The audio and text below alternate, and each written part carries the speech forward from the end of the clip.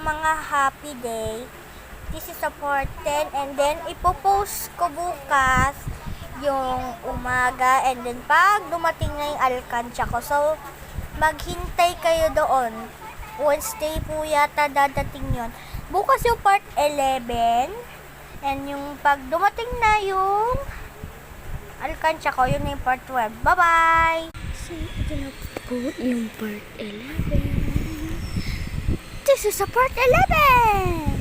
So, focus ko na po i-upload tong isa. So, ngayon ko lang po ulit na-upload. So, bye-bye! Bukas na ulit. Bye-bye! This is a part 11. So, guys, ito na po yung alkansya ko. Maghuhulog na tayo. Labot siya open. Open lang natin ha, mamaya. Huhulog na po kami. Ay guys, part 13